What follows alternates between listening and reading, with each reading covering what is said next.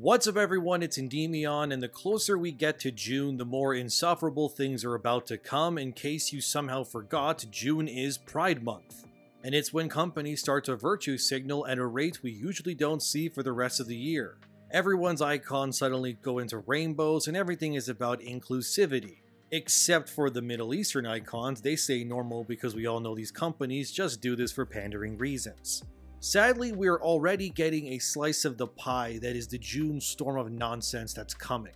From Warhammer's own editorial pushing nonsense again, Assassin's Creed confirming the main characters of Shadows are apparently LGBT, if you can believe that. And there's an article unearthed from another pro-Warhammer site that proves this way of thinking has been permeating throughout the fandom for a while now. And it's so ridiculous, you just have to hear it to believe it. Firstly, this article from that Park Place. Games Workshop and Warhammer doubles down on inclusivity virtue signal, then deletes it. This story comes from a subscriber of the channel named Chainsword40k, which is still one of the coolest usernames ever. Chainsword noticed in one of Warhammer's newest posts that they were attempting to virtue signal before they quickly scurried away like pathetic rats and then changed their tune. This started due to a post on Warhammer's official site called the Rumor Engine, which originally read, "Here we go, something undeniably Warhammer, unambiguous, a little gothic, probably carried by someone with breathtakingly outdated views on inclusivity, it's got the lot. We don't even need to guess what this is really." Immediately fans pointed this out and called out Games Workshop on it, which then they quickly went back and removed the outdated views on inclusivity part from the post. Now if you check the Rumor Engine post, it just reads like normal as if nothing even happened.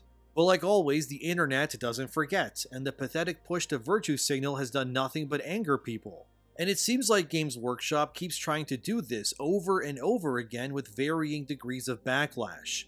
Doing things like this will do nothing but gaslight and annoy customers further, which doesn't make for good business when your entire reason for existing hinges on the continued support of the consumer base that, buys your products. But this post proves that behind the veil of Warhammer's official editorial that they do absolutely hate the paying customers. And they really want to replace the current Warhammer fans with new ones that are more accepting of their moronic beliefs. Why is it so hard to just sell your products and not step on the toes of customers? Why do you need to go further and try to slant a gotcha towards the people who keep your lights on? It reminds me of that Kai Cenat post when IGN reported on him beating Elden Ring in his livestream, where they said originally anyways, Kai Cenat, the popular Twitch streamer who once incited a riot in New York with a giveaway event, has officially finished Elden Ring after a more than 160-hour marathon that at one point included throwing his controller out the window. Immediately people responded to this saying, why the hell are you bringing up some riots when it comes to his Elden Ring livestream? See, the thing is, like this IGN post and the Warhammer one, this is what happens when you hire activists to do your content creation for you. They really can't help themselves when it comes to being activists because it's all they know how to do. IGN couldn't even celebrate a popular Twitch streamer bringing attention to a Japanese role-playing game series upon a much more casual audience. That's a big win in my book. Obviously Elden Ring is very popular, but the casual audience likely didn't play it as much as the hardcore. And having someone as mainstream as Kai bring that game to the attention of viewers who likely only play stuff like Fortnite, Call of Duty, or NBA 2K is a good thing, because it exposes new players to a whole new world of possibility for them to explore on their own terms. And that to me is a great thing. That's what communities and video games are all about. Let's explore things, have fun, and recommend dope games to each other. The amount of times you guys in the comments ask me what game was that at this point in my video, that fills me with joy. Because it means not only are you paying attention, but it means maybe if I keep showing games you might not know about, you'll go experience something new in the gaming sphere, and that's great, I love that. But sadly, when it comes to these activist morons, they can't just report on the news. Warhammer couldn't just tease you and say, oh, look at this figurine we got coming, can you guess what it is? Wait for the reveal in order to incite hype. No, instead they have to bring up something to appease their activism, so now a simple post that was meant to hype the community is being used to attack them instead. Sure, it got changed now, as did the IGN post about Kai, they even apologized for it. This is what happens when you hire activists to helm your ship. They will always crash you into the single iceberg in the middle of the ocean on purpose. Because they're kind of like bulls when they see red, they just can't help themselves. Stop hiring these people, they're just costing you money and analytics. It's pathetic, none of it is helping, and sadly, this keeps happening. Chainsword also found an article from Goonhammer, which is a site that reports on Warhammer and also posts a bunch of editorial stuff. This piece comes from 2022, but shows how this sort of rhetoric has been cooking in the background of Warhammer for years at this point. The entire article is just a nuclear poison level of a piece because it has so many taboo things that are said in it. So to say I'll have a hard time talking about this, it's an understatement. Anyway, it's titled, Editorial Transphobic Language and the Horus Heresy. According to this article, the concept of only male space marines is inherently problematic because it definitively states that only men can be space marines.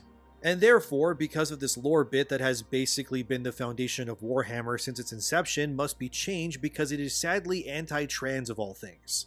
I wish I was kidding, but this is a real article. Let me read you some of this because this article is a lot, and I quote, "It's important when it comes to the rules and the effect it has on the games we all love, but recently we've seen an example of where it's even more important. Let me give you a bit of a background on the topic at hand before we look at that mistake, because you need to understand the context it lives in to grasp why it's such an error. The experiences of trans people are myriad and varied and complex, and I absolutely don't speak for all or even most of them. But there are some commonalities, and one of them is, sadly, experiencing bigotry and discrimination from others. Perhaps there's a trans person out there who's not experienced any, but if so, I've never heard of them, and it's hard to imagine how it could be possible in a society that is so rampantly transphobic. Trans people have been used as the butt of jokes for decades, had their lives interfered with by society for longer, and excluded from many of the rights and freedoms that other people take for granted. Trans healthcare is an exhausting uphill battle that forces people to present themselves in certain ways that conform with expectations set by cis, non-trans people who do not personally understand the trans experience or be penalized harshly. The language of hate these people use poisons the discussion of trans issues. They use a trick that has been used by bigots from time immemorial to refrain discussion in the public eye by using terms and phrases that seem innocuous and unremarkable from the perspective of an uninformed observer, but slowly build together to create a twisted version of the real world that doesn't reflect reality but instead their own hate. You can find this in the new Horus Heresy rulebook. The process by which Space Marines are created relies inherently on the hormonal and biological makeup of the human male, meaning that only males can be subjugated to the transformation. The hormonal and biological makeup of the human male sounds innocuous if you are not aware of the process that's going on to alienate people from their trans friends, family, co-workers, and neighbors. If you do not know enough about this miserable debate to know the words used to imply hate rather than stated outright, to someone who does, this sentence is viciously coded. Let's get the science out of the way. There is no specific hormonal or biological makeup of a human male. Sex is basically a pair of giant buckets of characteristics we lump people into. There is no single specific indicator of sex. There are hundreds, and almost every human who has ever existed is a jumbled mix of them. If you have enough traits of one kind, we cruelly decide you are male, enough of another and we go for female, not enough of either for us to make a snap judgment on little evidence. Well, those people are intersex and they get fixed. Do these traits have significance? Of course, some of them. Particularly, medically, many of these hundreds of traits can be very important. The big buckets we've invented to crudely dump people into, much less important, so this statement is nonsense on the face of it. But this is fiction, you might be saying. It doesn't matter, and that's fine I guess, but as an author I still take care with what I write and I still use the real world as a baseline to refer to. I wouldn't write a book where there's no gravity but instead blavity that does some sort of the same thing but is sticky like a jam and just write that as if it was sane and not explain the difference. Fiction, especially genre fiction, often deviates from the real world considerably, but those deviations are of interest. This isn't being called out as a deviation from reality, it's being stated like understood truth. It isn't a defense that it's fiction because it's not creating anything, it's just using an untruth without recognition or creativity. Using the words printed in the Horus Heresy rulebook, even if the underlying meaning made sense, it doesn't, wouldn't be appropriate because it mimics the language used by bigots to foster hate and division. It's a bad misstep, and if it was a single author I would be displeased and maybe reach out, but ultimately you know a person makes mistakes from time to time. Games Workshop has a problem with bigots, and I don't mean that in a good way, we all know it. And though many of us do our best to promote communities that are inclusive and diverse and punch fascists in the face as hard as possible, that's much harder if Games Workshop puts shit like this in their books like a weapon ready for use by bigots. I've already seen bigots use this passage as a cudgel. They will continue to do so for years to come. This language will haunt this game that I love for years. Of course, this isn't helped by stuff like Games Workshop using the specific page as the product image on their web store. That's a bad look. Don't do that.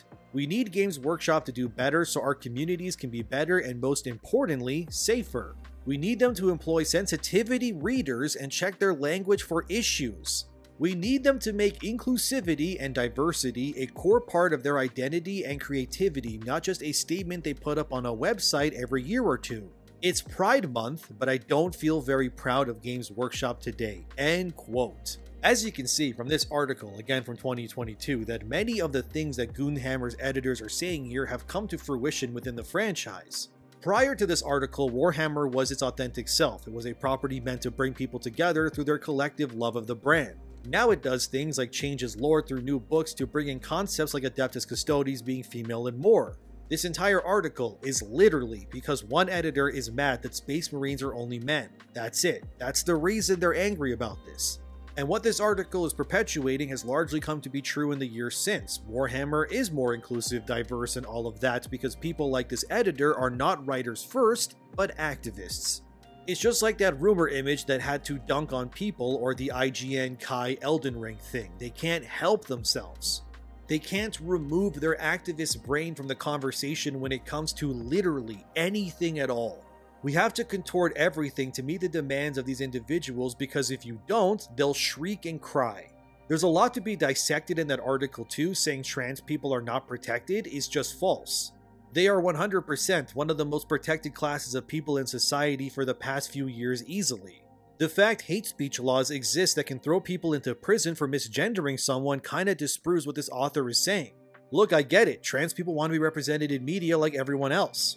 And I've gone to lengths speaking about this already on how many games and properties have deliberately made female and male characters look uglier on purpose because apparently it's to appease to trans players.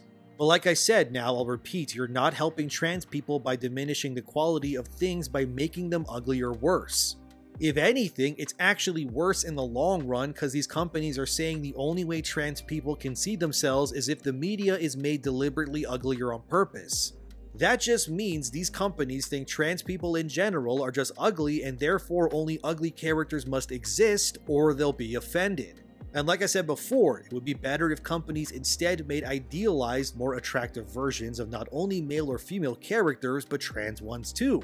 In fact, I would wager if game companies went out of their way to make trans characters more attractive and appealing, it would actually be more likely to cause people to become more accepting of them in the long run.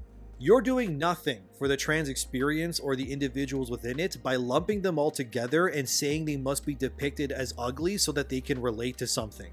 That's more insulting than anything else, which is why I've been saying for so long that it needs to stop. You're not helping trans people by doing this. You're actively making everything they fight for even worse in the long run by doing it. And the same can be said about this Goonhammer article with Space Marines. You're not going to make people more accepting by changing things they've grown accustomed to in order to accommodate others. If you wanted to appease trans players with Warhammer, you would leave what exists alone and instead make new things with new factions. Lore, stories, and so on that would appeal to trans people by retroactively changing things that were seen as representative of other groups like men or women. We just end up at the exact same problem that we've been dealing with this entire time by changing Space Marines to no longer only be men, but they're now women or trans or whatever. It's the we need to make every character ugly to appease to trans people problem all over again, but a little different, but still the same. You end up taking something that appealed to people like Space Marines and then you're now changing it to appeal to another group but have disrespected the previous group in return. This helps no one and does nothing for anyone. Not only is it bad business practice, it's honestly more offensive than anything else. It's like saying because you're trans you don't deserve your own representation, your own unique faction, or characters, or whatever else. But instead the best way they can do is give you hand-me-downs and take from others. It's like saying you're hungry and then they just grab the half-eaten hamburger off some random person's plate and say, "Here, eat this." when they could have just bought you your own meal. Does that make any sense? You're not helping anyone by doing this. And I think by changing what has been largely considered the lore of a very prominent and arguably important part of the Warhammer mythos like Space Marines, it just doesn't work. It's the same with the Custodes. As I previously mentioned in a video, Games Workshop basically ruined Henry Cavill's favorite faction, and they nerfed them when it came to competitive play, which was more than just baffling, it was insane. They basically said prior to this the Adeptus Custodes were amazing and scored very high in competitive tabletop gaming when they were only men. But then they went back and said now there's female Adeptus Custodes, and then they nerfed the faction into the ground and now they're losing and they're not as popular. They basically turned the Custodes into women and said, well, now that they're women, they are weaker, both in a physical and competitive standpoint within tabletop. You see what I mean? You helped nobody by doing this. You basically made something worse to appeal to no one, and it's the same with this Goonhammer article. By doing this, you're just going to ruin the Space Marine faction for no other reason than because you're too lazy to actually put the effort into your brand to come up with new interesting factions meant to appease your new audience. Lore needs to matter when it comes to these things because they're inherently a part of the role-playing genre as a whole. If your franchise is all about you putting yourself into the characters by literally painting models yourself to represent you as a person, then you go back and say, well, the lore doesn't really matter. What are you even saying anymore? All of this is really dumb, man. I feel as if we are alienating the majority to appease the minority far too often. But changing Space Marines to appease other groups does nothing for those groups but prove that the company in question is just really damn lazy. And frankly, changing the Space Marines lore would be like saying Witchers can be women too. They can't. And the fact this editor is saying, well, what if a male Space Marine became a woman after becoming a Space Marine? That still wouldn't change the biological makeup. It's just, oh my god, this is insane, dude. Just stop, please. And also my question is, why are you so hell-bent on turning Space Marines into something that they're not? It's the activist brain rot like always. It takes them over like the goddamn symbiote on Spider-Man or something. They just can't shake it. Like, I don't know if you guys saw this article recently, but it was so ridiculous that it made me laugh. Ubisoft appears to confirm Assassin's Creed Shadows protagonists Yasuke and Naoe are LGBTQ+. Yeah, you heard that right. The androgynous shinobi Naoe, who AI couldn't tell was a woman, is now apparently LGBTQ alongside Yasuke again. Who is this for exactly? Recently, I've been actually replaying Valhalla since I had some DLC I hadn't gone through yet, and I just kinda wanted to get it done and enjoy some Assassin's Creed. And the entire time I'm playing it, I kind of realized maybe I was too harsh on this game, because at the very least I was playing a white Viking man who's straight in a game about Vikings invading England. Now, that's too much to ask for, I guess. They say in their own blog post, and I can't believe this is real, Naoe and Yasuke's disparate personalities also lead them to have different relationships and rapport with other characters. And they don't always feel the same way about people, nor do people always feel the same way about them. Romantically, they will also attract and be attracted to different types of people. Through the pair, players will get to experience a multitude of relationships. You see what I mean? Now we're not only going to have the black samurai who never fought in any battles, but he's also going to be gay. Like, you can't make this up. Although I guess it shouldn't be surprising, since an alarming amount of liberal white women seem to be the makers behind this latest game. And they did hire that Professor Hori person who wrote a book about adult monks having relations with their young boy students. That's a real thing, by the way. And she's also writing a book right now about milk kinship, which, since I know what that is sadly due to researching this, you have to know that too so you can bathe in the same misery I am. It's about a baby being fed milk by a mother who is not their mother, so the baby feels connected to another family.